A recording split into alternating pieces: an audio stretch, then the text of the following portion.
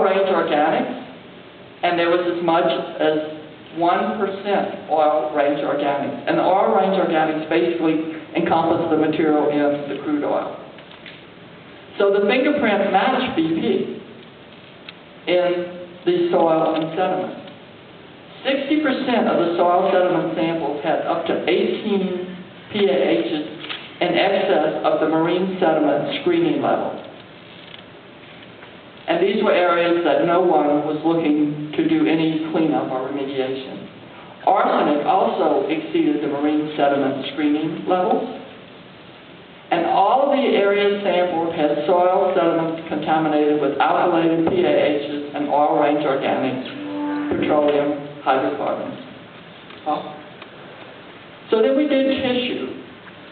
The first set of oysters we did when we reported, and all of these reports are on the LEAN website, leanweb.org.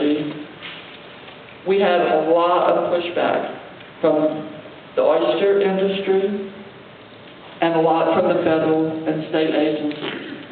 The oysters we sampled were not visibly oiled. They looked good. They looked like oysters you would eat. My dad used to buy oysters when he came to New Orleans on business at the Acme Bar when it was really just an oyster bar. And if they were up to his standards, he brought them home and opened them that night for our family and all the neighbors around. And the oysters we collected and analyzed, there was up to 8,000 to 12,000 milligrams per kilogram, part per million, oil range organics. And again, these were not visibly oiled oysters. Had the alkylated PAHs, fluoranthrine, naphthalene, and the others you see here. Known and suspected to cause cancer. Then we looked at blue crabs, up to 2,000 to 3,000 milligrams per kilogram oil range organics, and then alkylated PAHs. And I want you to remember these oil range organic numbers when I talk to you about what the Food and Drug Administration has done in just a minute.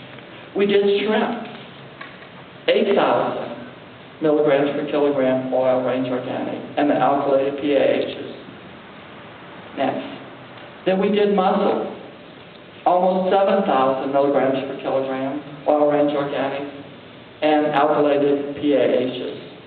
And finfish, up to 21,000 oil range organics. Remember, none of these samples looked visibly oiled. So Dr. Jane Lubchenco, who is the administrator of NOAA, on September 15th had a press conference. And she stated over and over and over again at that press conference, seafood is free of contamination in Louisiana. Standing behind her at the press conference was the seafood industry of Louisiana. So I looked at the data that NOAA and the other federal agencies had accumulated. 43% of the oyster sample contained polynuclear aromatic hydrocarbons. 24% of all the seafood sampled through August 26th contained the PAHs. And she's saying seafood is free of contamination. Now the levels were below the levels that FDA established as safe. However, they were contaminants. Dr. Lubchenco should have stated that the seafood contained contaminants below the level of concern developed by the FDA for the Deepwater Horizon oil spill.